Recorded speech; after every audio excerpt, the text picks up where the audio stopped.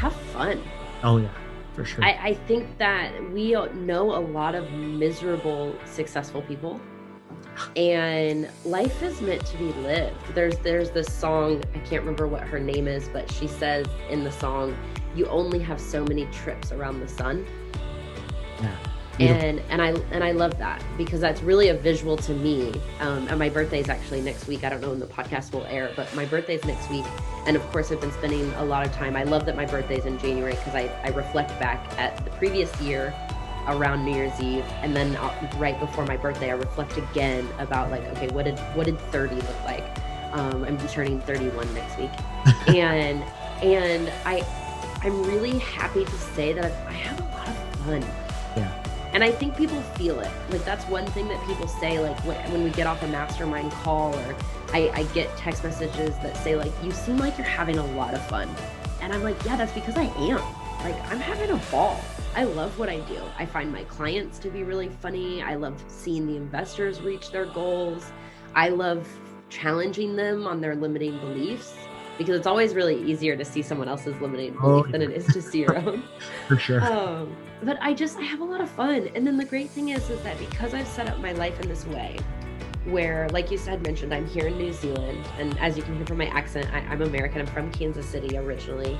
Is that when I close my computer, I have a lot of fun, and I think that people see discipline as a restrictive part of your life, but I actually would argue that because I'm so disciplined, it's given me so much freedom.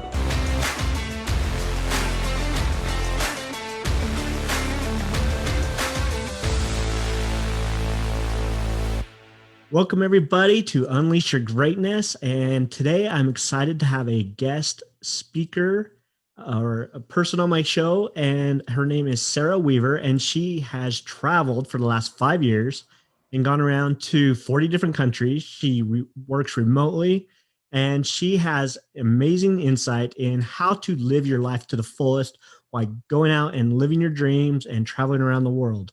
So, Sara, welcome to the show. I appreciate you being here. I hope you're having a great day. Oh, by the way, she lives right now in New Zealand. She got there right before COVID. So she's been traveling around and visiting all the different sites and places in New Zealand, which sounds amazing. It's definitely one of my places on my bucket list to visit. I've not been there yet, but I plan to. So, Sara, welcome. I appreciate you being here.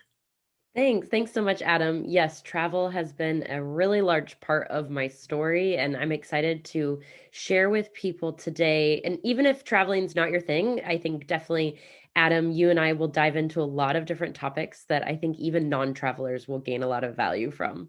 But definitely, I think a lot of people out there, especially in this current climate, are dreaming and daydreaming about traveling. Yeah, for sure. I know that my wife and I, we love to travel. We were supposed to go to Italy and Paris this last summer, and it got canceled. And then we were supposed to go up to Canada, that got canceled. And, anyways, it's awesome that you actually got somewhere that it's beautiful, you love, and you can go around and sightsee why this whole COVID issue is going on still. But uh, I agree. I, I think that, like you said, a lot of people are at home and they're dreaming about, what their life can be and places that they can visit. I think the world is a beautiful place. There's so many amazing things to see. I know I have like pictures that I save on my phone of places I want to go visit, like Bora Bora and Fiji. And me and my wife love tropical places, if you can't tell. But New Zealand, Australia, all kinds of amazing places that we would love to go. So tell me a little bit about how you got into this space. You sell, or excuse me, you buy properties and then you own them to rent, or I guess, right? Am I getting that right? Yep, correct. Yep, I own rentals in the US, and those create streams of passive income. In addition to that, I do also work full time for a real estate brokerage remotely, helping people do the same thing. So helping people buy rental property in places that they don't live. So for example, if you're based in Seattle and you want to buy a rental in Ohio or Oklahoma, my team kind of helps facilitate that relationship. And so I'm a really strong believer in building different passive streams of income so that you can eventually have passive income so that you can choose to do what you want with your day. Yeah. No, that's beautiful. I agree. That's amazing. So I know you shared a little bit of your story with me when we talked the other day, and I want to kind of highlight some of those things. Number one is while you were growing up, your parents always they wanted you to use your brain to go out and make money, right? And to work smarter, not harder type mentality. I think is how you put it. Correct me if I'm wrong. Um, and so tell me a little bit about that. What was behind the thought process of your parents kind of leading you in that direction, and then what drove you to where what you do today? Yeah, absolutely. I'm really lucky that both of my parents are incredibly hard workers. And I think I saw a lot of what they do and decided, okay, I don't want to do that. I don't want to work manual labor and I don't want to not set myself up for a retirement plan. And so I really saw a lot of the things that they weren't doing as a kid. I think as kids, I mean, you have five daughters. I think we're really quick to point out what our parents are doing wrong. And now as I've, gained all of this wisdom as I've gotten older, I've really started to see all the things that they did really well. And both of my parents are incredible at human connection. They're great communicators. My dad's an incredible storyteller. And so they empowered me with a lot of these skills and then set me up in a situation where I could hone those skills. So they sent me to a good school. They specifically lived in a great school district. It was public school, but it was very intentional. I realized later on that they lived in that neighborhood so that they could send me to a good school. And they pushed without pushing. So I think I'm the type of person, if you tell me what to do, I skirt the rules and I do the opposite. And so they really kind of just let me go. They weren't the kind of parents to ask me about my homework or, hey, did I finish that essay? I noticed after school that a lot of my friends' parents were like that. They were kind of on top of them. There's now a term for it called helicopter parenting. When Uh, I was growing up, that term didn't exist. And I saw that with my friends' parents. Like they knew what my friend's class schedule was. And I was lucky if my parents knew like a couple of my teachers' names and a couple of my friends' names. And not to say that they weren't involved. They were incredibly involved parents, but they just focused their energy on other things. And I realize now that that was really intentional, and I'm really grateful for that. And then back to what you said is that my grandfather, I remember him specifically telling me, work with your head and not your hands. And he's a retired farmer and he knows what a hard day's work is. We were just talking yesterday about getting too much sun. And he's like, oh, us farmers, we're always out there. And that's exactly how I remember growing up. My grandfather was always out in the field working. And so I really took kind of a culmination of all of that advice and just really focused on how can I create and build wealth using my brain rather than doing something with my hands. yeah, very cool. And so I remember talking with a gentleman. I when I in my younger years, I'm probably I don't know exactly how old you are, and I won't ask, but I'm getting up there. Five daughters, like you said, and my oldest is 19, so I'm obviously not super young. I'm balding, uh, but I remember when I was younger, I had a job. I was manual labor. I did tile work for a living for a few years, and it was really hard. It was hard on my body. I'd come home every day, kind of sore. My back hurt. My knees hurt. My knees still are not what they used to be because of that. And it's really tough on you. But I remember talking to a gentleman, and he was an engineer. He was really very successful in his career as an engineer. And he said, I always believe that people should have two trades. They should learn something manually, that you can do with your hands, and you should also learn something that you can use your brain with. And that's kind of stuck with me because I have done tile work in the past where maybe we were struggling financially and I need to earn a little extra money. Some job would pop up and I'd do it, and it's helped me. But I don't think there's anything wrong with, like you said, to go out and use your head and do the things that create passive income, or have your own business, or work really well in a field that takes more brain power. Obviously, we need the people to do the manual stuff, or else we wouldn't function as a society. But I think it's really empowering to think that we don't have to just be this brute force of going and if because it's hard on your body and tough. And so, and your grandfather is a perfect example of, he realizes what probably the toll it's taken on his body being a farmer.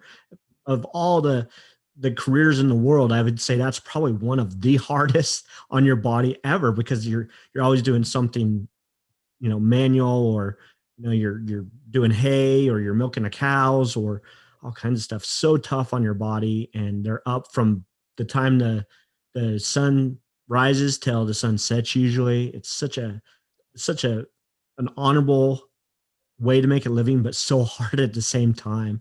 Um, Anyways, I love the fact that you're out there and you're talking about how it's so empowering to use your brain to make money, and that it doesn't always need to be uh, this physical labor intensive career.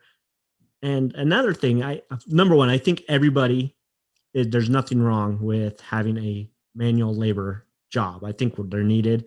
I think everybody, at least especially young men, need to do something physical in their younger years to get a sense of gratitude, and the fact that maybe I don't want to do manual labor my whole life because it is hard. But so kind of take me on your path from your parents empower you from uh, to use your brain to get a job in real estate, to where you decided, like, hey, I want to go and travel the world, like, and work remotely. Like, that's awesome. I think so many people have that dream of traveling the world. My wife and I have talked. I just recently, this last year, finished the 4 Hour Work Week by Tim Ferriss, where it's all about going and traveling and going on what he calls mini retirements throughout your life, instead of waiting until you're 65, 70 years old and you don't feel good to go and travel anymore. Um, and so my wife and I have talked about how it would be so fun to pull the kids out of school and travel the world and see all these different amazing places. So I guess And I I'm really love that. curious. And I Yeah. love that you mentioned Tim Ferriss's book, because any digital nomad, which is what we kind of call ourselves, us people that work from our computer, and any digital nomad has read that book. And it's kind of like any real estate investor has read Rich Dad, Poor Dad. And those are kind of the two books that I read when I was I think I read one of them when I was in high school and one of them when I was in university. And they were life changing. And it really was very intentional what I did with my career path from there. I got a journalism degree, and I could have worked at a local paper. I did for a semester. I interned at a local paper, realized really quickly that wasn't what I wanted. And I think that that's what a lot of your 20s should be about. It should be about figuring out what you don't want. I think people are so wrapped up of like, oh, I have to know what I want to do with my life, because if I go the wrong way, then I'll end up over here. But the reality is that your 20s and even your 30s should be figuring out what you don't want. And that's really what I did. So I worked really briefly at a local paper, realized really quickly that wasn't what I wanted. And then while I was in university, I was lucky enough to study abroad. And then my poor parents, I dropped out of university for a semester to go backpacking. And really full circle, it's funny, I actually came to New Zealand on that trip. And you have a 19-year-old. And so I was 19 years old and I paid for everything on my own. And so I didn't really give my parents the opportunity to give me permission. I just told them what I was doing and I got on a plane. And it's funny, now I meet 19-year-olds and I'm just like, oh my gosh, I'm so sorry, mom and dad. Like, that is really young. But I didn't get into any trouble. I really had my wits about me. I figured it out. I didn't run out of money. And I had this incredible life experience. And from that experience, I decided two things. One is that I would go back to university and I would get a degree. And then the second is that I would focus on working remotely and or living abroad. And so my entire essentially career has been doing that. I got an internship living abroad. I got an internship working at Sports Illustrated where there was lots of travel involved. And then I taught English in South Korea. From there, I came back to the States. I followed love back to the States and learned that real estate is a really good way to make money, and that I had a lot of the skill set to make me really successful in the industry. And so which is something I'd love to dive deeper in, is kind of finding what you're good at. And I followed real estate and then realized that there was an opportunity to be in real estate, which is typically a very location dependent industry. I mean, you're buying actual property that sits on a ground, Right. but you can do it from anywhere. And now I work full time helping people invest out of state and now out of country, because I truly believe that you can live where you want and invest where the numbers make sense. And I always joke that my resume looks quite random, as I just walked you through like a 10-year history in 20 seconds. But it's all, as I think about it, it was all so intentional. Like I didn't do anything by accident. Everything I did was, I want to work at a top 5 publication. So then I got a job at Sports Illustrated.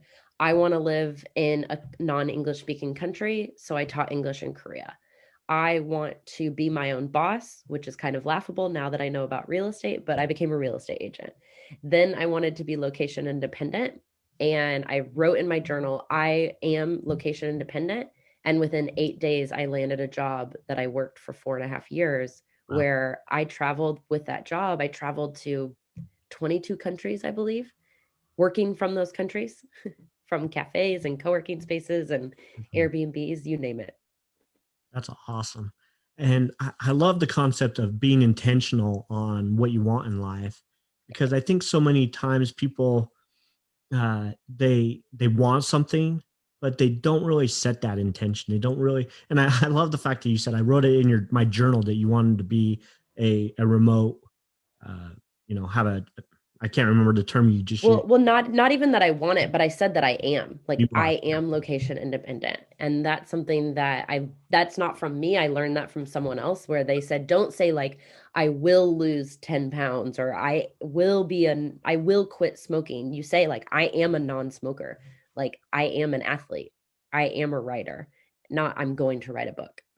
Yeah, bring it into present tense instead of future tense, because if it's future tense, you're never going to feel like it's possible, right? Like, oh, Yeah. maybe I'll do it one day, but it's not like, yeah, no, I love that. Make it present tense. I am a traveling real estate agent. I am a whatever, a nomad, a traveling nomad, or yeah, a digital nomad, I think is what you said.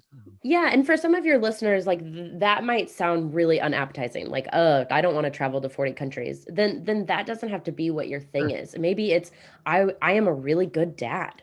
Yeah. And I'm a great achievement coach. I change people's lives. I spread joy anywhere that I go. These things of intention don't have to be these really grandiose, like I'm going to run a 6-minute mile. Maybe that's not for you.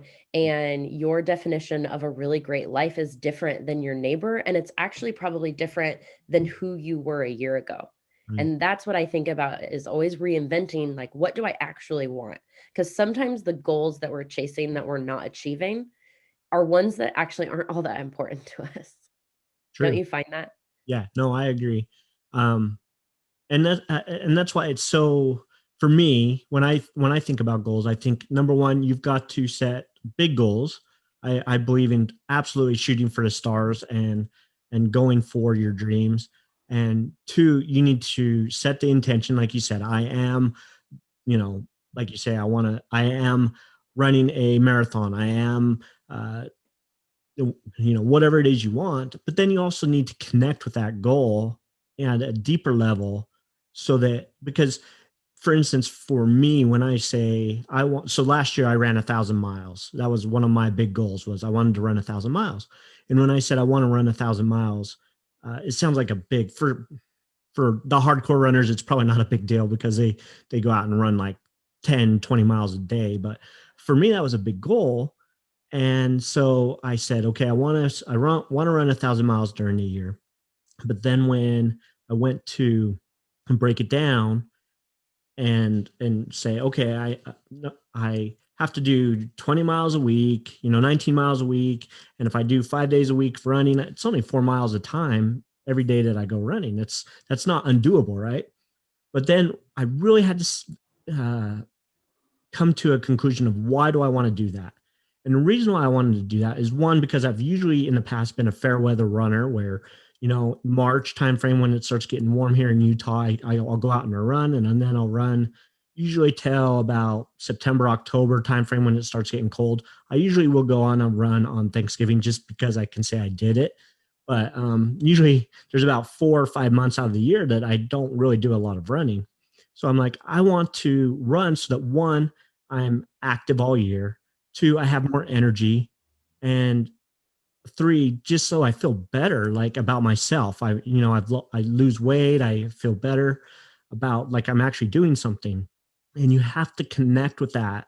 Because if I had just said, I don't want to run 1,000 miles because it sounds cool, those mornings at 5 o'clock in the morning when my alarm goes off and it's cold outside, guess what I'm going to do if I'm not connected to that goal? I'm going to roll over and go back to bed because I don't want to get up and go out in the cold. So you have to connect and understand that why you want that goal. So I'm glad you brought that up. That's amazing. And yeah, setting that intention for any goal. It doesn't have to be like you say, traveling the world. It can be totally anything that you want in your life. And really, what goals come down to, goals for me, when I think about goals, is just a lifestyle change. That's what, if you break down any goal, it's all about a shift in your lifestyle. If you want to be healthier, you have to do something differently. If you want to go on more trips, it's a lifestyle change. You need to save money or come up with a way of funding it. That's a lifestyle change. Any goal, if you want greater connection with your kids or your spouse or your significant others, it's a lifestyle change. It's all about having the lifestyle that you want and then connecting with that lifestyle. So for me, 100%. I think you have to figure out who do you want to be, yep, and then what does a person that is that, what kind of things do they do? Are they disciplined? Are they diligent? Are they efficient? Are they kind? yeah, I think that when you start focusing on who you want to become, then the habits and the activities that follow, they become not necessarily easier, but the intention is set that you're not running 1,000 miles so that you can be mentioned in your local paper. right, That's not, you're running 1,000 miles because you want to prove to yourself that you're disciplined and that your health is important. And I love that you're setting that expectation not only for yourself but also for your kids, that like, look, when we set ourselves to a goal, we do it. Because being a fair weather anything, whether it's a fair weather student or a fair weather parent, or even for me a fair weather investor, if I'm only analyzing deals when I want to, then I'm not truly focusing on being the best investor that I can be. So you have to do things when they're hard. And the really cool thing, as Glennon Doyle says, is like we can do hard things. And I bet that when you were finished with it last year and you had ran 1,000 miles, you were like, wow, like I can run when it's miserably cold out or when I frankly don't want to. And so imagine what happens the next time you have a task that it maybe isn't running, but that you don't want to do. You can look back and say, like, no, no, I can do this. yeah, yeah, agree 100%. And I I totally, that's one of the philosophies I live by is you can do hard things. We actually tell our kids that all the time, because I firmly believe that.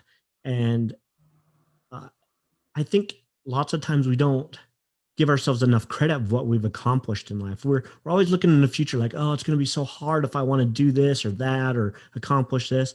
But if you really look back at your life and say, you know what, I done some pretty cool things. And some of those were really hard things. Like for me, growing up, when I was young, I was very shy. I had a learning disability. So I felt like the dumb kid in class. And looking, back at that, I had obviously some limiting beliefs I had imposed on myself. But when I got older, luckily I had people who inspired me and a wife who pushed me to go get a higher education. So went and got a bachelor's degree, and then a few years later I got a master's degree in business. I never for once ever thought I would be that person to get a degree in higher education. But looking back, it's like, it wasn't easy. And I did it though. And I failed. I didn't fail, but I got a C minus in my finance class. I had to retake it because I had to get at least a C to pass it. And that was hard. Like I at that point, I remember thinking to my or telling my wife, like maybe this isn't gonna work. Maybe I'm not gonna be able to do this. And she said, no, you can do it. You just got to keep going. And so I had to pay the money to take the class again. And of course I ended up getting an A minus the next time because one, maybe I just needed like to absorb more of it than I did the first time. But, and I came up with a plan of how I was going to redo that class and accomplish that goal. But looking back, it's like we always have so many things in our life that we can look back and say, I accomplished some amazing things in my life. I overcame some amazing things in my life. And we don't give ourselves credit for that. And And Adam, what I love about that story is that your hard is so different from my hard. yeah, So I don't have a shy bone in my body, and school came certain parts of school came really easy to me. But when you talk about running and you're talking about running 4 miles a day, I'm like, I don't know if I could run 4 miles a week. But also I think that that's also I'm going to call myself out. I think that that's a limiting belief yeah, is that I keep telling myself, "Oh, I'm not a runner. Oh, I'm not an athlete." But I bet if I started self-talking and saying like, "No, Sarah, you are a runner." mhm, Like, because my running is going to look different than yours. But I think that I encourage people to look at what's hard for them isn't going to be hard for someone next to them. So a lot of people think that me traveling alone abroad is brave. And for me, I just buy a plane ticket and I show up to the airport and hand my boarding pass to the gate agent just like everybody else. But so for me, it's not hard. But for someone else, that might be like one of the most difficult things that they've ever done. And so I think oftentimes we don't self reflect enough to look at how great we are in just the things that we're doing well. yeah, yeah. No, that's such great insight for sure. And I agree 100%. Everybody has their thing that is hard for them. Your heart is different than my heart and vice versa, and everybody. I remember I watched there's a gentleman I follow. His name is the Iron Cowboy. He's a triathlon runner and or triathlete, I guess you would say.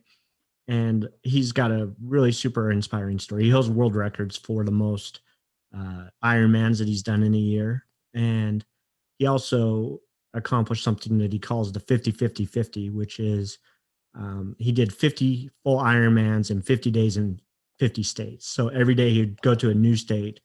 Um, anyways, long story short, he's got a really inspiring story, and so I follow him, and just it's amazing what he's accomplished. And he has a documentary on Amazon or Netflix that you can watch called The Iron Cowboy. And one of the things he talks about in there is just like you said, his mother showed up for the last 5 days, I think, of his journey of doing the 50-50-50. And she's not a, she was an older woman and she wasn't like a super fit woman.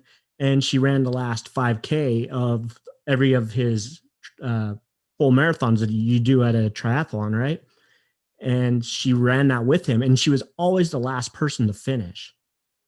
And he was so proud of her, and he said exactly what you said is, your heart, his mom's heart is so different than his heart was doing 50 Ironmans in 50 days in 50 states, where her heart is running a 5K and finishing it.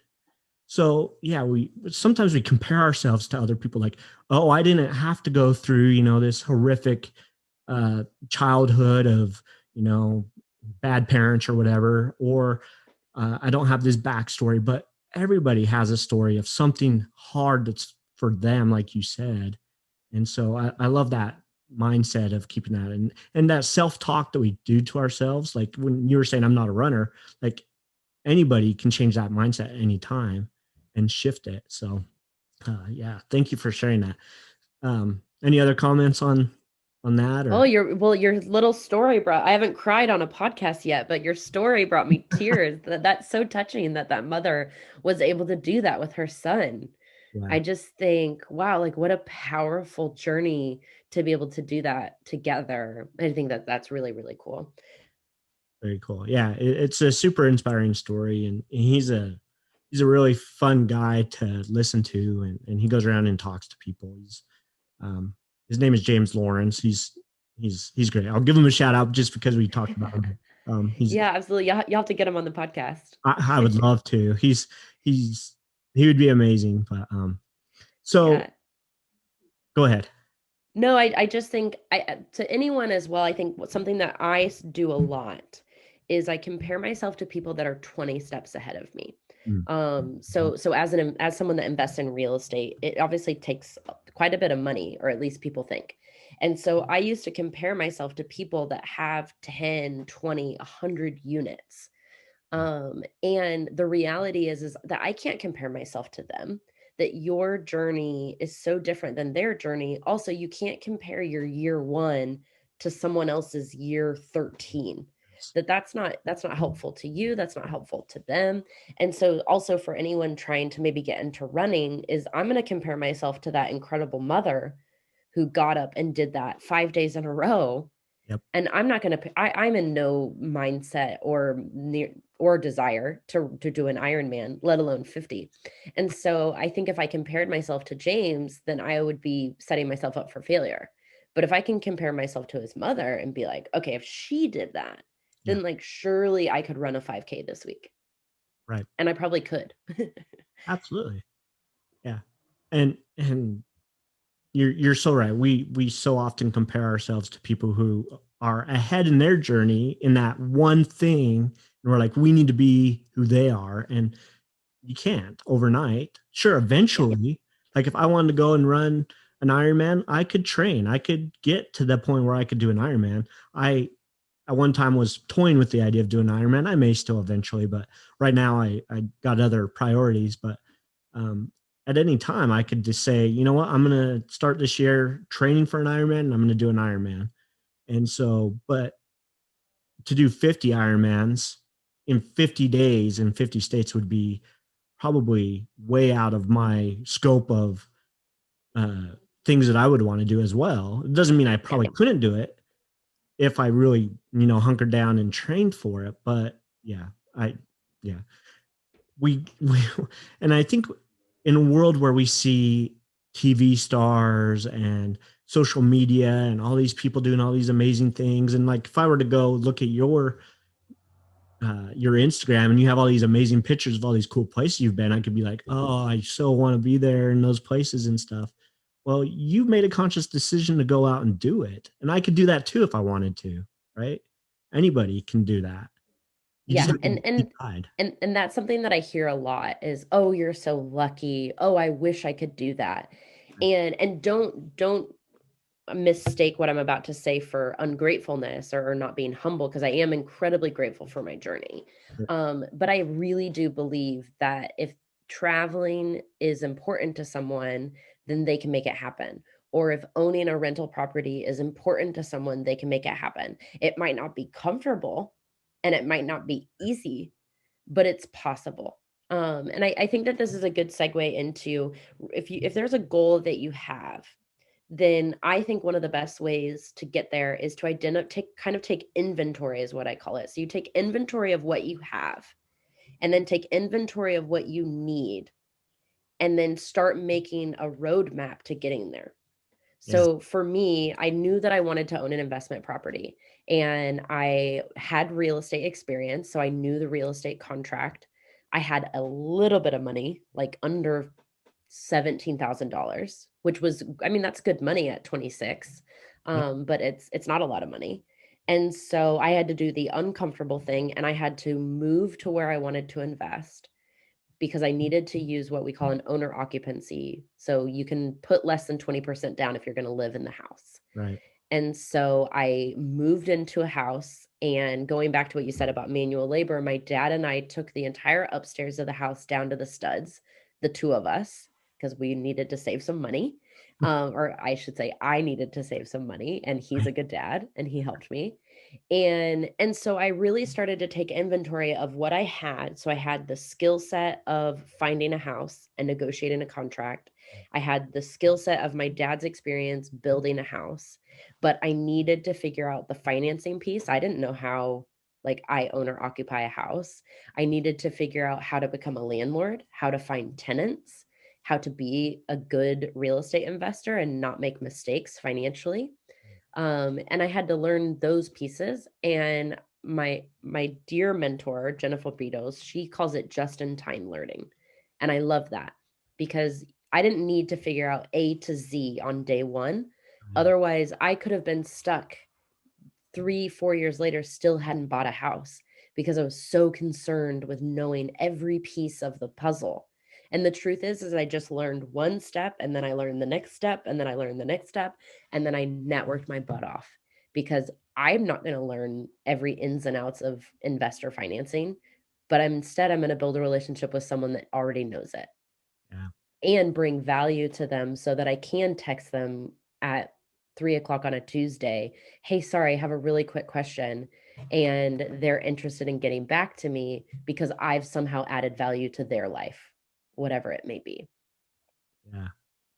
Yeah, I like that inventory. Take stock in your inventory of what your abilities are and then start. Like I think a lot of people there's the proverb of a journey of 1,000 miles starts with a single step, right? And lots of times people are afraid to take that single step towards their goal or their dream. And and then understand that not everybody has everything figured out at the beginning. Like you figure it out as you go. And I when you were talking about how some people find it scary that a single woman would just take her passport and get on a plane and fly around the country. I think there's a lot of women that would find that scary.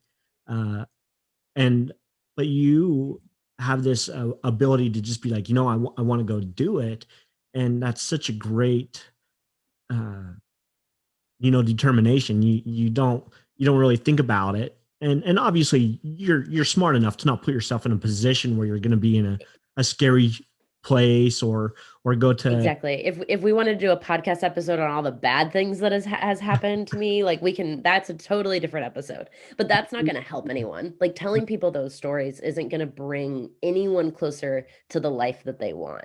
But I will say that those things have happened. I mean, I think it would be ignorant for someone to think that they don't happen. But I also think it's probably one of the reasons that I've kept so safe is that I'm aware. I'm very aware that there's bad people out there and bad things are going to happen.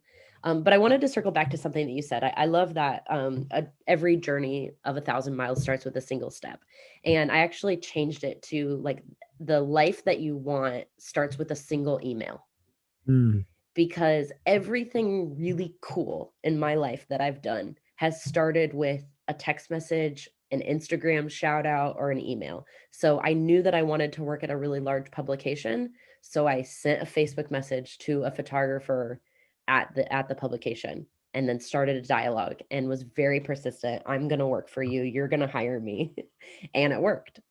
And then I've done the same thing multiple times. Like, hey, you have a really cool property. I'd love to come stay there and exchange. Maybe I can house sit and I can stay at your property. Had a really cool house sitting experience. Reached out to someone that I admire and said, hey, I just happen to be in the same town as you next week. Would you be interested in meeting for lunch? Like, I'd love to talk about this, this, and this. And oftentimes they say yes. yeah, yeah. That so that's beautiful in so many ways because number one, so many people are afraid to ask for help or to ask for something that they desire. And you're never going to get anything if you don't ask. So that's one of the things that my wife has been really good in distilling into our children is it doesn't hurt to ask. Like go and ask. Like, Yeah. okay, you didn't do well on that test. Go ask your teacher if you can retake it. What are they going to say? Yes. No. Okay, then you're in the same spot you are now. But if they say yes, then you have a chance to make it better. And so she's been really good at distilling that into our kids, and they have that mentality of I'm going to go ask. I'm going, and they're not scared to go and ask adults, for advice or for something that they want, or go up and say, hey, I want to buy this or whatever. They're not afraid to talk to people now because my wife has been so good at distilling that.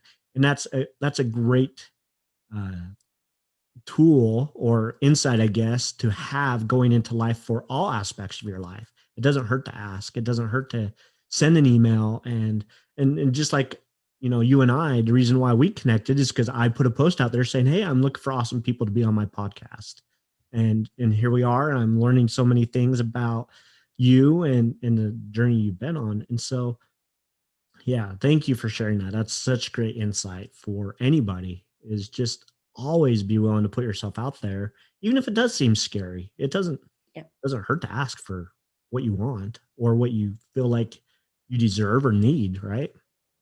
Exactly. And don't get me wrong, I mean, it's turned into a lot of no's and a lot of Sure. closed doors and a lot of non-responses, but the ones that have responded, it's always turned into something pretty magical. Yeah. And that's where momentum begins, right? When those little opportunities show up in your life because someone does say yes, Mhm. then you can start getting momentum. And so just like the journey of 1,000 miles starts with a single footstep, yours is something amazing happens with a single email or post or something like that. You get momentum as you start asking for what you want or what you need. And yes, there's going to be no's. That doesn't mean that when you start that journey of 1,000 miles that there's not going to be hills you have to climb, or there's going to be uh you know rivers you might have to swim through, or hard things that you have to trek across. But you're never going to get there if you don't start and Yeah. do something, right? So you're going to get no's, you're going to get rejection, but you're going to find people that are willing to help you, like you said. And so many people that are successful are so willing to help. That's the beautiful, amazing thing to me is there's so many people out there that are like, yeah, totally. Like whatever I could do to help you out. Sure, I'm a multimillionaire, successful business owner or whatever. Let me do whatever I can, even though I don't know you at all. I'll help you out. Sure. Yeah. There's so many people like that, and we just have to be willing to put ourselves out there. So Well, and I think that there's somewhat of a formula. So like if someone messages me and says, "Hey, can I schedule a call with you?" And that's it, I probably frankly I'm going to say no. sure, got to be But something if in it for they you. well, not no, not even necessarily something in it for me, but how do I know that that person's not trying to sell me something, recruit me to their brokerage, whatever it may be? I don't there's not a lot of trust there. Sure. And so, but if they say, "Hey, I heard you on Adam's podcast. You said this one thing and I wanted to ask you these 3 questions." And then they write out their questions, I probably will get on the phone with them that afternoon Sure. because they took the time. And so what I often do is when someone says, "Hey, I'd like to schedule a call with you," the response I say is, "Great. What questions do you have?" And then Adam, what do you think they respond with? I don't know. I kind of want to pick your brain, or Or they just or they don't know. they don't even respond. Right, They right. don't respond. Yeah. Sure. And so those are the kind of people that I mean, kudos to them for reaching out, but frankly, they did it wrong. Yeah. And so there is a good way to reach out to people and a bad way to reach out to people. And so there does have to be some type of interest and respect people's time Yeah. because I Sure. think we're all really busy. We're all getting our attention pulled from us from 1,000 different places. But you're exactly right. If someone comes to me really genuine and wants me to add value to them and I know that they're the type of person that's going to take action, Mm. then I gladly help you Yeah. because I want everyone to live a really big exciting life. Yeah. For sure. So that's awesome, and I'm glad you said that. A big, exciting life, because I love that term. I am all about like dreaming big, going after whatever. So, what does that look like? Would you say, if for someone who wants to live a big life or go after big dreams, what do you think is the one, two, three things that they need to do in order to what I call unleash your greatness or unlock the greatness within themselves? What would you say are those qualities that they need, or those steps to take? Absolutely. I think the first one is inner perspective. Mm. And I think there's a lot of woo-woo around self-awareness and journaling. But I think if you talk to any successful person, they will tell you that journaling is one of the best tasks and the easiest thing that you can do. You can buy the cheapest pen and the cheapest notebook Yeah. and just start writing. And Right. it can be bullet points, it can be misspellings. Like if people are like, "Oh, I'm not really a writer." I'm like, "Great, have you ever written a to-do list?" Start with that. Start writing a to-do list. Start writing the things that you ate. Start writing the money that you spent. But I think that inner perspective and self-reflection is one of the number one things that has gotten me to where I am today. Awesome. And I think that self-awareness is absolutely key. I think that being with someone as a partner, a business partner, or a friend that is self aware creates such a more fruitful relationship. And so I think that that's one of like the products or the byproducts of journaling. Mm. The second thing that I tell people if you're trying to go from kind of good to great Yeah. is focus on the activity, not the results. So I read a great book in 2020, James Clear, Atomic Habits. Mm. And he says you should be far more concerned with your current trajectory than your current results. And I have seen that true in my life because if I'm so obsessed with like the number on the scale or even the amount of miles that I'm running, now it's funny, I'm running in kilometers. So I track everything in kilometers. Yeah. And if I'm obsessed with those, then I start to get away from, I'm trying to be healthy. Like what's really cool is I've done a lot of hiking here in New Zealand, and I've been hiking alongside really old people. I mean, we're talking like 70s. I think someone the other day was 82 years old. Mm. And full transparency, they were in better shape than me. Like they were just hiking. And I was like, okay, this is a slap in the face and a realization that I have to get healthy. Me hiking mountains and running and eating healthy has nothing to do with the way that I look or the number on the scale or the number of kilometers that I've ran. It's all about that I want to be a healthy person because I want to be that woman in her 80s hiking that mountain. Now I want to be like James Lawrence's mother, able to run 5K 5 days in a row. Like that's the kind of life that I want to live. And so I'm focused on the activity. So when I'm hungry and I want to eat something bad for me, I tell myself, like, would a healthy person do that? And then I grab the fruit and vegetables, or I load more vegetables on my plate, or I pour a little bit less wine in my cup. Whatever it is, I focus on the activity. And the same goes with real estate investing. So last year I wrote 11 offers on houses and I closed on zero. And it was painful and it was emotional and it's frustrating. I'm still not super happy with my results Yeah. of 2020, but I'm really pleased with the activity. I learned more in 2020 about real estate investing than the last 10 years combined. And I analyzed more investment properties last year than I've ever analyzed in my entire life.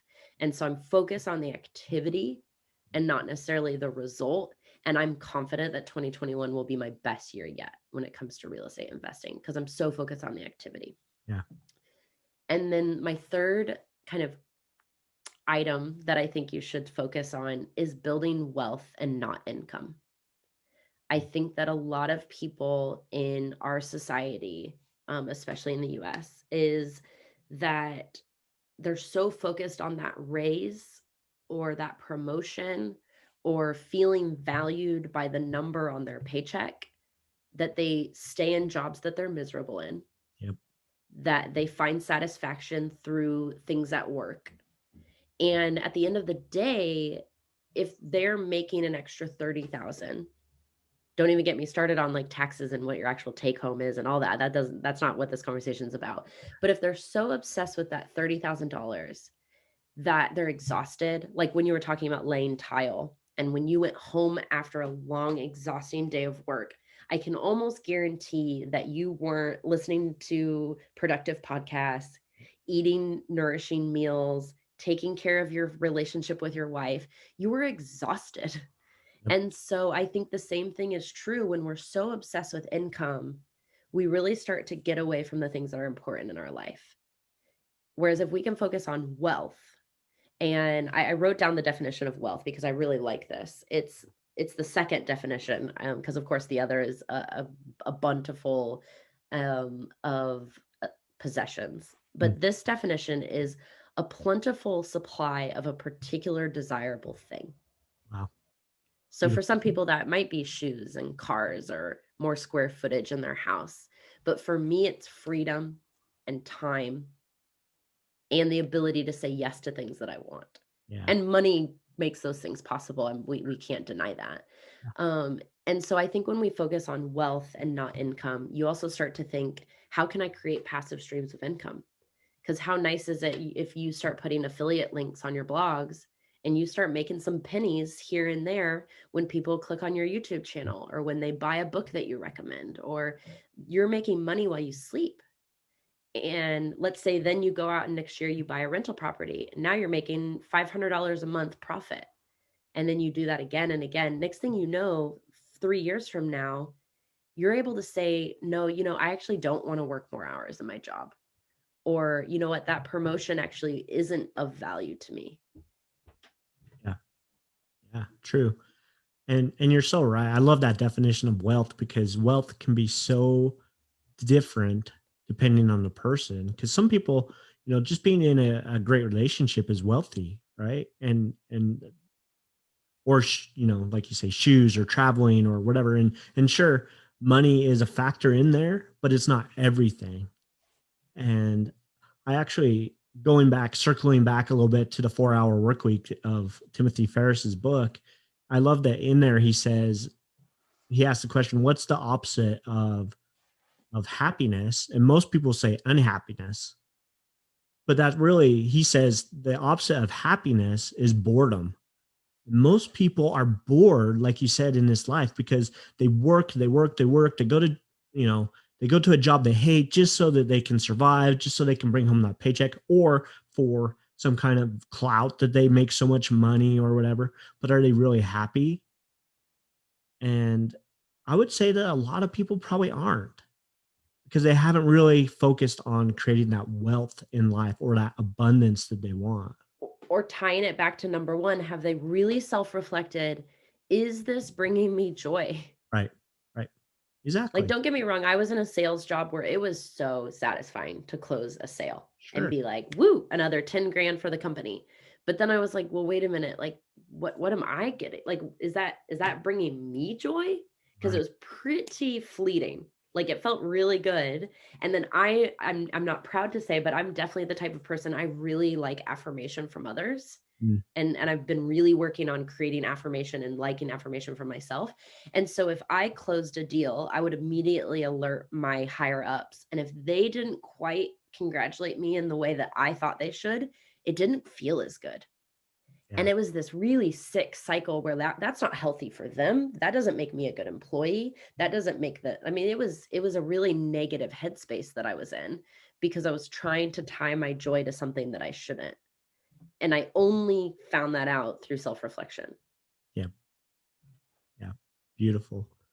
And yeah, since you brought that up, I did want to make a comment on the self reflection. I agree 100% about the self reflection, how important that is. It's one thing that I've really worked on this last year, and definitely something I'm going to work on even more this in 2021, because you're so right. Like that is so key to number one, understanding who you are and who you want to become, but two, just that self reflection really opens your eyes and your perspective to possibilities. It gets you clear on what direction you want to go. Because if you're really brutally honest with yourself, which is not easy, like it's so not easy to be honest with yourself sometimes. Like, am I doing what I should be doing, um, or anything like that? That it can be really difficult to do that self evaluation. But when you're able to do it and do it well and do it consistently, then you get clear on what you really want in life and what direction you want to go. And it's funny that you brought it that whole thing up. What I was reminded of, my wife and I were talking this morning, and she heard a little clip by Tony Robbins, and he said so many people do the should list, like I should be doing this, I should be doing that, and he said you should all over yourself, right? It's kind of a funny play on words, but what you need to say is, what do I need to do, and then I will do it, instead of this I should, right? Like I should be getting up early, I should be reading more, I should be better with my kids, I should. No, you tell yourself you do it, and then you take action. And the only way you're going to know what you really want is by that self-reflection. Yeah. So Well, then I focus on what happens when I wake up at 5:30. For those listening, I don't advertise that everyone should wake up at 5:30, but because of my time zone, I do. And instead of like thinking of all the things that I have to give up in order to wake up at 5:30, like my friends invited me for like an after drink after dinner, and I said no last night because I knew that we'd be talking this morning and I wanted to be fresh and I wanted to wake up at 5:30. right, I look at all of the things that I gain when I wake up that early. So I get an extra hour of me time. I like to really take my time. I make my coffee, I check my social media, and I'm really able to have this quiet time to myself that otherwise I lose. If I wake up at 6:30 or 7, I lose that time. right, And because I journal, I recognize, wow, like because I do that, I was eating a healthier breakfast because I needed to make sure I wasn't lethargic by 2 p.m. So I'd actually decided to cut out gluten because I recognized that that was making me more tired. yeah, And oh, don't even get me started on being gluten free. It's really difficult for me and I'm not really enjoying it, but I'm seeing the positive results from it sure. because I write it all down. And so it's kind of like this domino effect, and there's a lot of added benefits to things that you don't necessarily realize. Mhm, Like when you start being healthier, you feel better, you look better, and then all of a sudden you can do things with ease that maybe tired you before. for sure. Yeah, no, I agree, and I'm with you. I'm an early riser. That's my time. I get up at 5 o'clock in the morning most days, and that's my day to, or that's my time to get up and do my reading and my affirmations. And I do try to journal. I actually have two different binders I get or journals. One is one strictly for writing my goals down. Kind of like you said, every day I have 10 goals and I write them down. I am, you know, this or I am that or, all kinds of, I have 10 of them and I write those down every day and I look at them and I visualize what it would be like to have those things. And then I have another journal that I just write my thoughts down.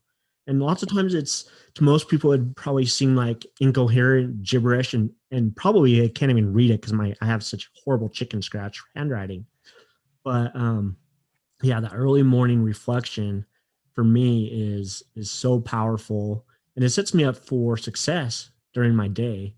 Because I'm with you. If for some reason I sleep in or um, I don't get going at my 5 o'clock and do my morning routine, then my day seems just off a little bit, and it doesn't mean it's a bad day necessarily, but it just doesn't quite flow like I usually want Yep. it to. And And isn't it incredible the power of I just started saying I'm a morning person, yeah, even when I wasn't. And then I became a morning person, yeah. mostly out of necessity because I kept traveling in time zones that required me to be one. Mm.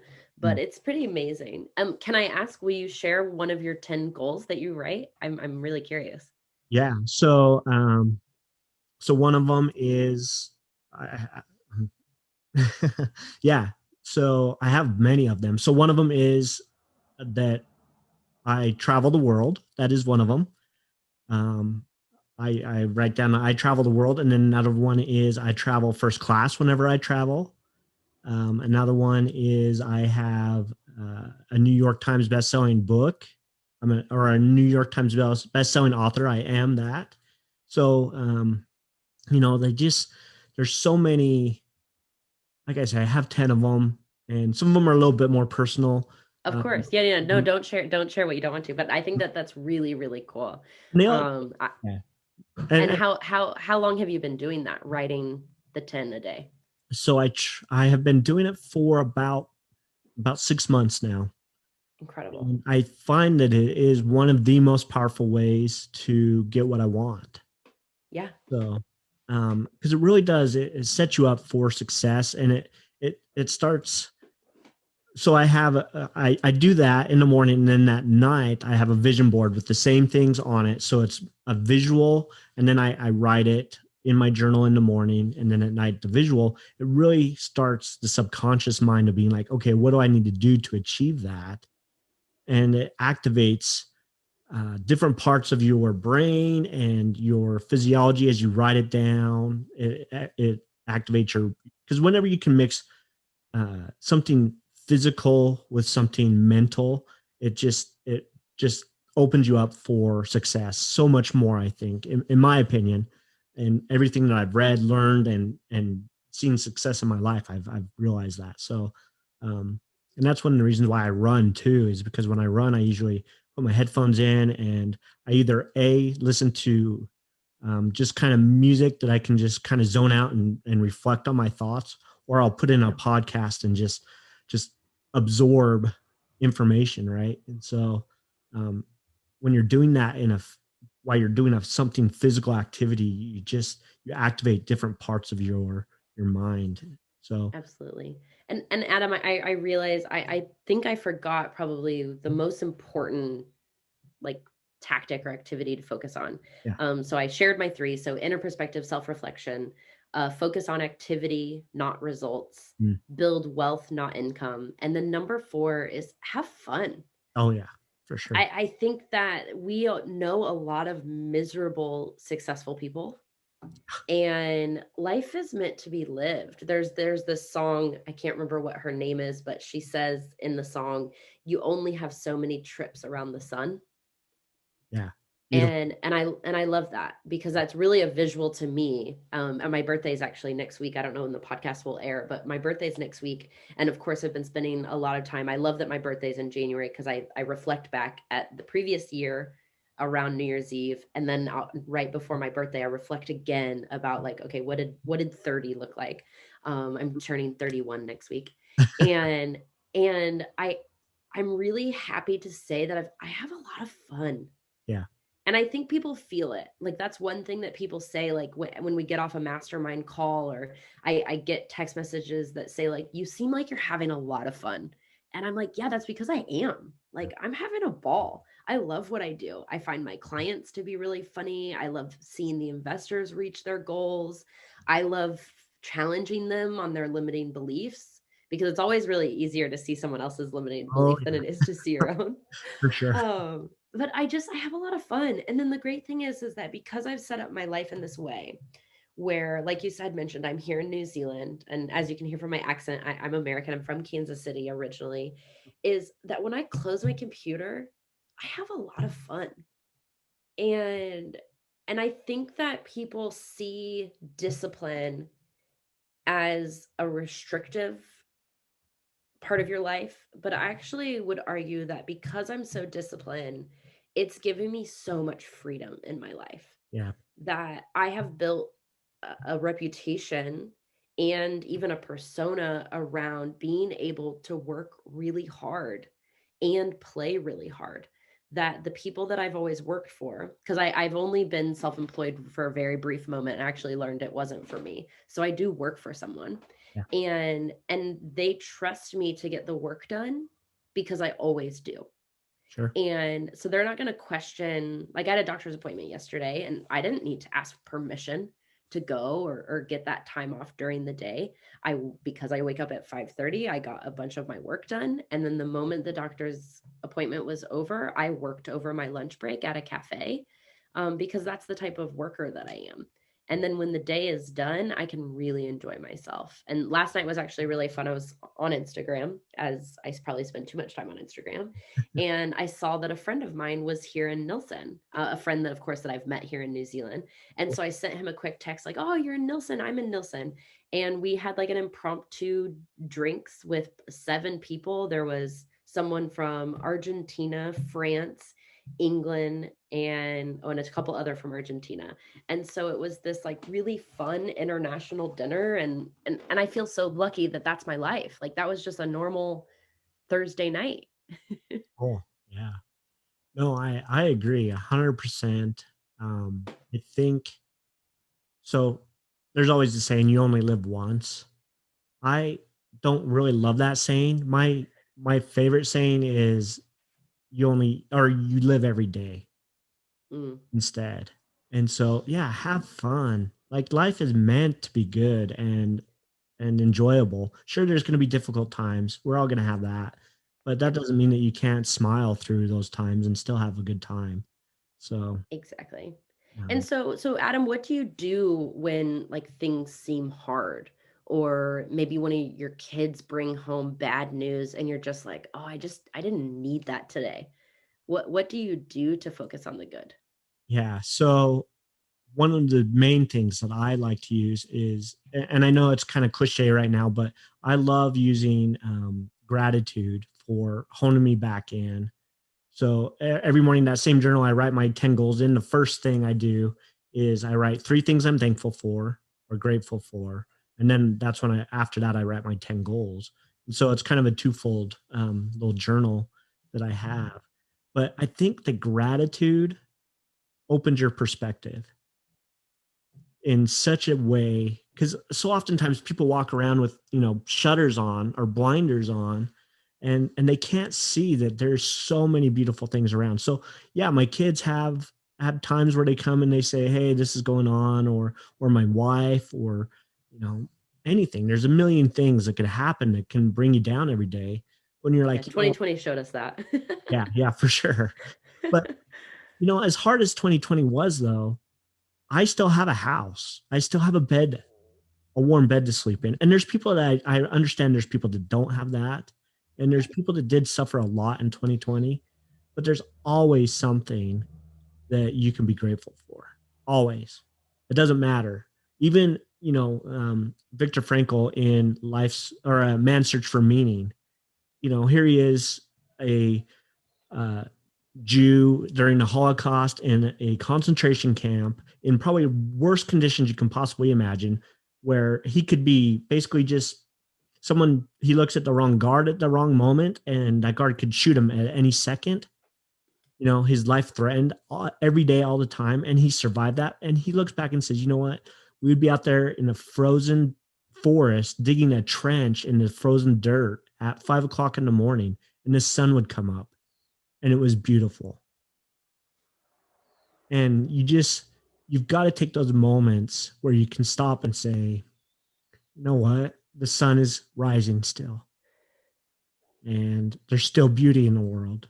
It's a beautiful world. I mean, more than anybody, with as many places as you have visited, the world is so beautiful, and there's so many amazing things and sights and just natural, uh, beautiful places to visit and see. And I've only, seen a fraction of probably what you've seen.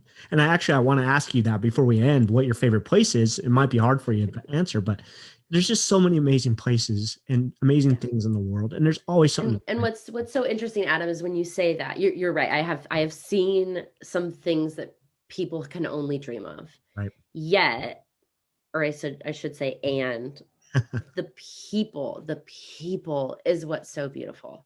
Yeah, I meet the most incredible people all of the time yeah, that just have these incredible stories, and that is why I love traveling.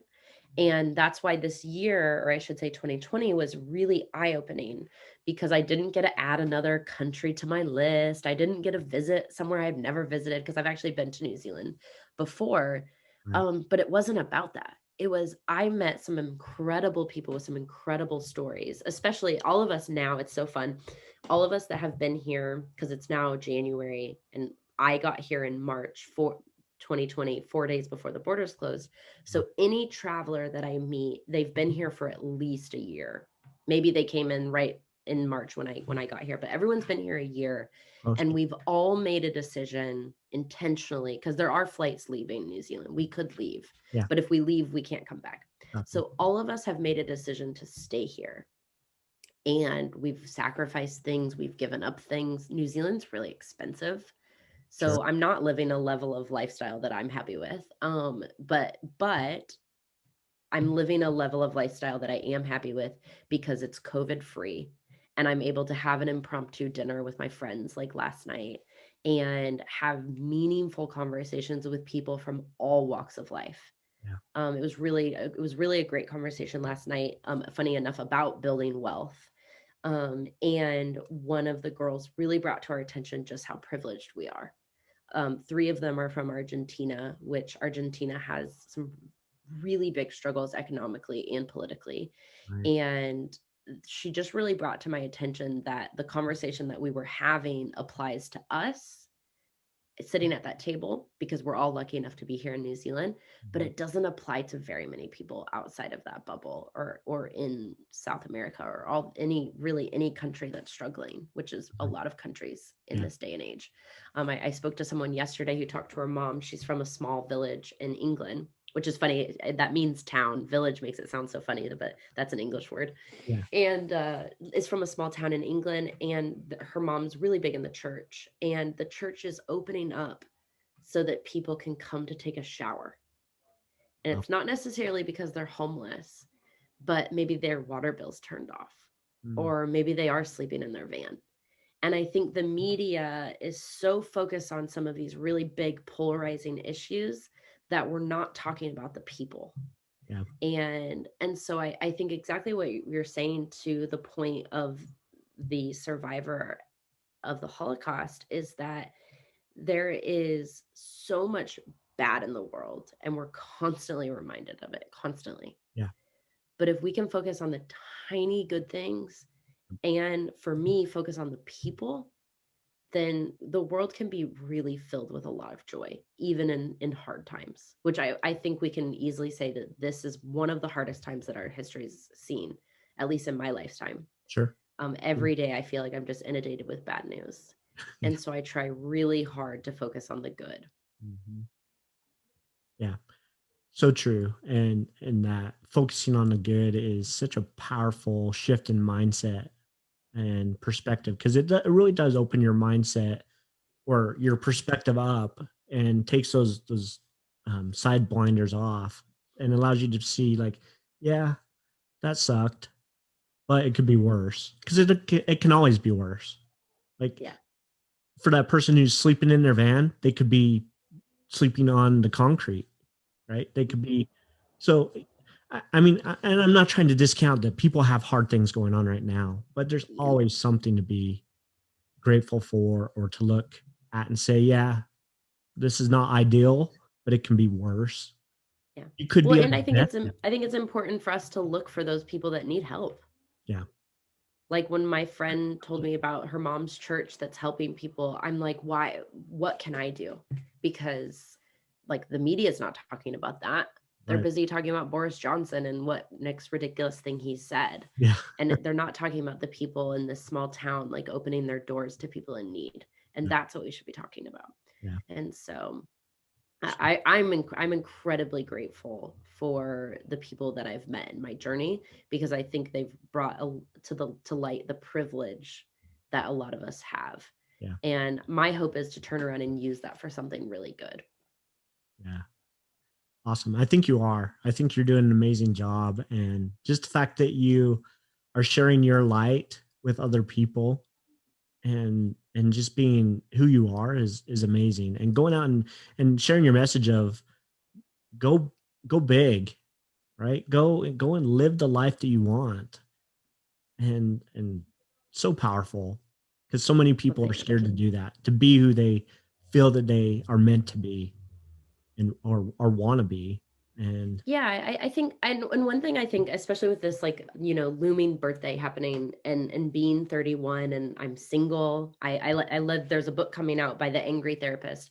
If you follow him on Instagram, he's quite funny. And his book is called Single on Purpose. And when I first saw that, I was like, well, I don't know if I'm single on purpose. It just kind of happened. But then I started thinking about like the life because I am very intentional with what I do. yeah, And I started to really think that, you know what, like I do think that I've intentionally put myself where I am today, and I'm not ashamed of it. I think that being from Kansas, there's a lot of religious people who tell you that well, you should be married by 30. Like, yeah, why don't you have a husband and kids by this age? And I think the gift that traveling has given me is that like people living on the coasts, even, let alone in other countries, that's not their expectation. They're like, no, no, no, like you can be 35, like you can be 40, you could frankly never get married, and you can live a really, really big, exciting life. And so I think it's really exciting with this coming up birthday. I think some of my friends saw 30 as like this like doomsday. But I celebrated in Bali with new friends and I was excited because I was like, look at my 20s. Like I did all of these really cool things that I think 16-year-old Sarah would have never dreamed possible. Like I was excited to even go to college or even get a job or be able to afford a car. There's no way that 16-year-old Sarah would have expected half of the things that I was able to accomplish in my 20s. And I think she'd be really proud of the person that I am as I turn 31. Yeah, absolutely. That's awesome. Um, and try being 42, which is what I just turned this last December. But um, no, that's a beautiful uh, perspective to have for sure, and to you know what an amazing life that you're living and going out and just being what you want to be and who you want to or where you want to go is so empowering. And I really hope that a lot of people who listen or watch this will take some hard look at their life and say, what do I really want? And then decide to take action towards what they want. Because that's what it's really all about.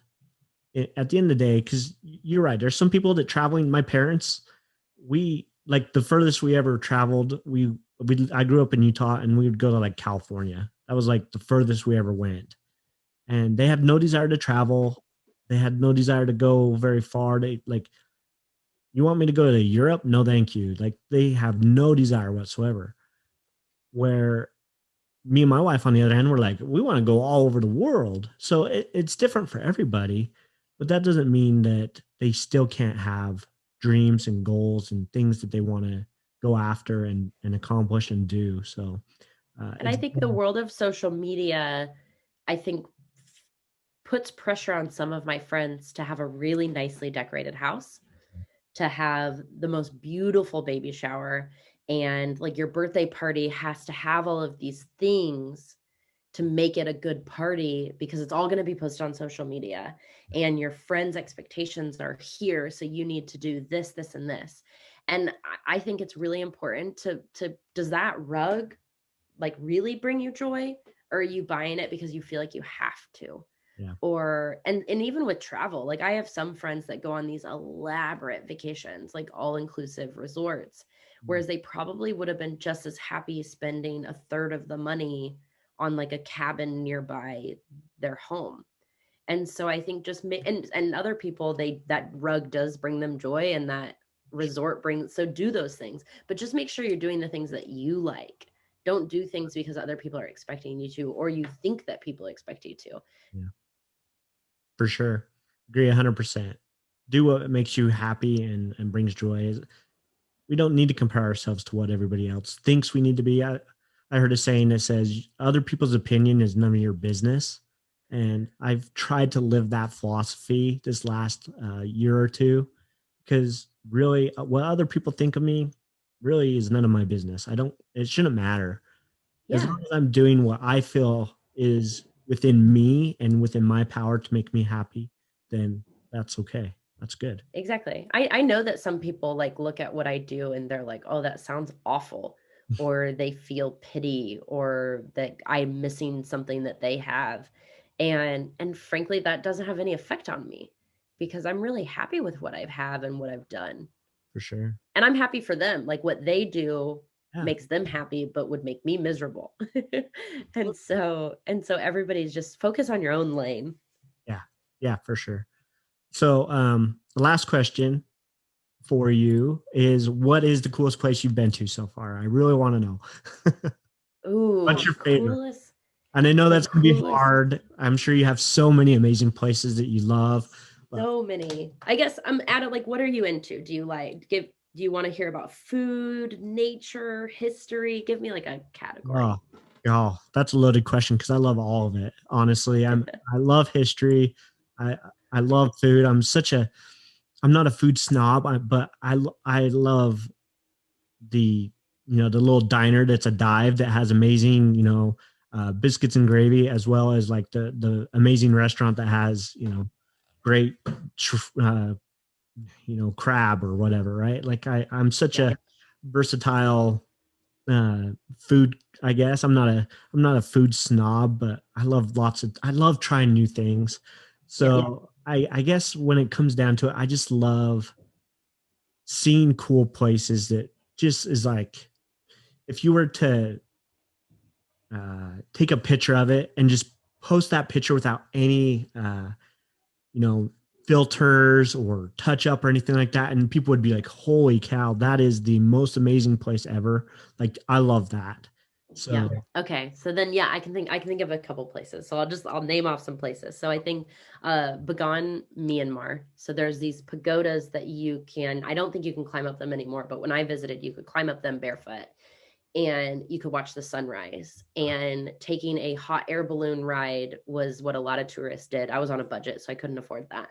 But what made it so beautiful is that you had all these hot air balloons out in the distance as the sun was rising, and you're sitting on this pagoda that my history is not suiting me very well. I don't know what year it was made, so I don't want to say. But you're sitting on something that was made with people's hands, and you're just like, wow, like think of all of the other feet that have touched these stones as I'm climbing up with them, and yeah, you're watching the hot air balloons. And I just think that was one of these like pinch me moments of, how is this my life? Like, how did I get here? Like, how am I sitting barefoot on a pagoda in Myanmar watching the sunrise? And so I definitely, yeah, that place definitely has a special place in my heart. very cool. Yeah, that sounds amazing. I remember we went about 4 years ago, uh, 4 or 5 years ago. My wife and oldest daughter, we went over to Austria and Germany and Switzerland, and we went up into the Austrian Alps. And I remember just looking out and taking pictures of like the Alps and the green, how green it was and beautiful. And like, yeah, this is exactly what I see on The Sound of Music, the show, movie, and it literally is that beautiful. And it just blew me away at how gorgeous it was and green and just so I love stuff like that. So that's awesome. Yeah, Yeah, for and sure. somewhere a little closer to home, I can mention is Puerto Escondido, Mexico. Mm, It's this little surf town, and shout out to my friend Pepe, who owns an Airbnb that is just incredible. And then you have to eat at Pepe's Tacos, a different Pepe, and they, I think, were some of the best tacos I've ever had. wow, And then you can go and you can sit on the beach and watch the surfers and have a beer, and just, I think that that's one of the places where I learned to relax, cool. because that's something that I'm sure you struggle with as well as high achieving people. It's really hard for us to like turn off. For And sure. I'm really happy that Puerto Escondido was a place where I really learned to just like, okay, I'm just here. I don't need to do anything. I don't need to check my phone. I don't need to worry about responding to a client. I can just be. Yeah. And that was really, really special. So shout out to Pepe.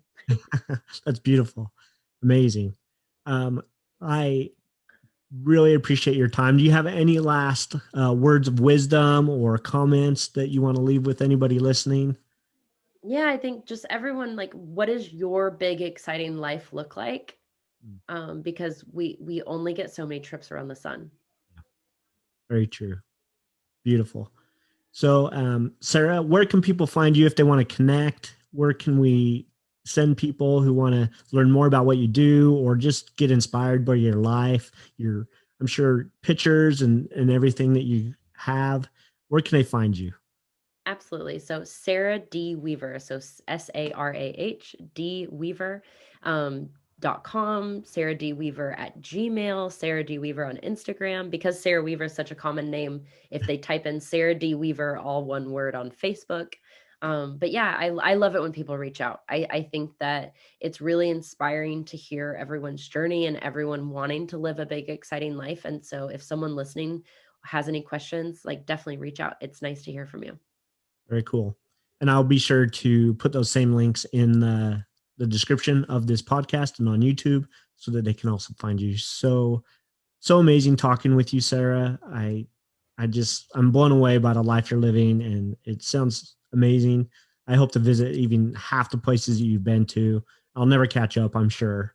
But because you'll keep going to more places than I'll be able to probably do. And well, yeah, it's awesome. So but thank you again so much for being on. It's been a pleasure having you. And everybody, go follow her on Instagram, find her if you have questions, reach out to her. And again, thanks so much, Sarah. It's been a pleasure. Thanks so much, Adam.